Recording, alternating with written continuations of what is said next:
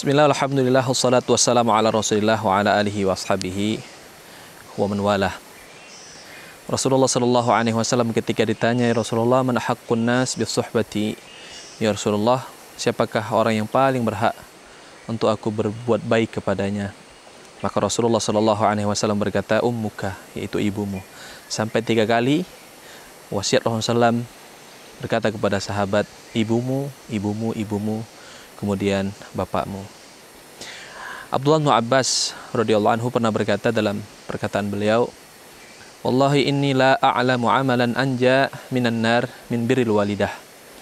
Demi Allah, saya tidak pernah tahu ada satu amalan yang lebih bisa menyelamatkan seseorang dari api neraka melebihi berbakti kepada seorang ibu.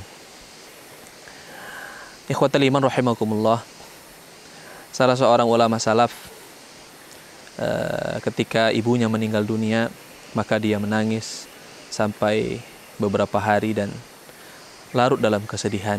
Lantas beberapa di antara teman-teman dan sahabatnya bertanya dan berkata kepadanya, wahai sahabatku, engkau adalah seorang ulama, seorang alim, seorang faqih. Tidak sepantasnya engkau larut dalam kesedihan seperti ini ketika ibu meninggal dunia. Maka dia berkata, demi Allah, sebenarnya bukan aku tidak sanggup berpisah dengan ibuku, tapi ada satu kesedihan yang lebih membuatku terbawa dalam suasana sedih ini ketika ibuku meninggal dunia. Maka beliau mengatakan, ketika ibu dan bapakku dua-dua masih hidup, maka aku punya 2 pintu masuk surga yang terbuka lebar. Tapi ketika ibuku sudah meninggal dunia, maka pintu surgaku itu tinggal 1. Itulah yang menyebabkan aku bersedih. Allahu Akbar. Ikhwatal iman rahimakumullah. Yang masih punya ibu, yang masih punya orang tua, segera bahagiakan mereka. Ridha Allah ada pada ridha orang tua, terutama pada ibu.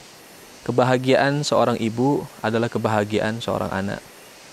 Kalau kita mampu membahagiakan ibu kita atau orang tua kita, terutama ibu kita, baik itu yang sudah menikah ataupun yang belum menikah, terutama bagi laki-laki. Ya, kalau kita membahagiakan mereka, maka Allah akan bahagiakan hidup kita dan keluarga kita. Sebaliknya, kalau kita tidak membahagiakan hidup mereka, kalau kita tidak bahagiakan ibu kita, kalau dia atau ibu kita itu masih menyimpan kekecewaan, kesedihan, tidak merasa diperhatikan, tidak merasa diberikan pengorbanan oleh anaknya, maka hidup kita nanti tidak akan pernah bahagia, keluarga kita juga tidak akan pernah bahagia. Yakinlah, kama tadinu tudanu.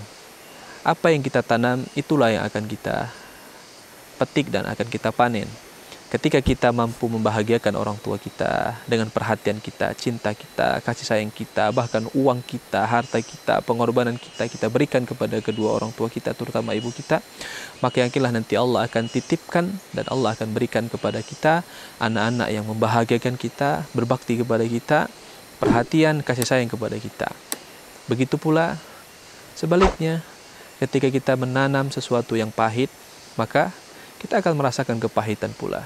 Kita sakiti orang tua kita, maka anak kita nanti mungkin bisa lebih menyakiti kita daripada kita menyakiti kedua orang tua kita.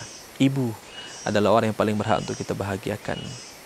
Dahulukan doa kita. Setiap kita berdoa kepada Allah, minta kepada Allah, kita memohon sesuatu, kita berdoa kepada Allah, minta sesuatu, maka awali dengan ucapan Rabbighfirli wa liwalidayya warhamhuma kama rabbayani shaghira. Terakhir, bagi seorang anak yang ibunya dan bapaknya sudah meninggal dunia, bagaimana cara berbakti kepada mereka?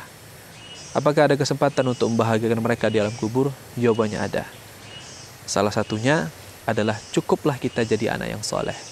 Jadilah kita anak yang soleh, maka semua kesolehan kita, semua ibadah kita, baik ibadah yang wajib ataupun yang sunnah, itu semua pahala yang kita dapatkan orang tua kita, bapak dan ibu kita, walaupun mereka sudah meninggal dunia, di alam kubur mereka akan mendapatkan kebahagiaan dan mendapatkan aliran-aliran pahala dari kita.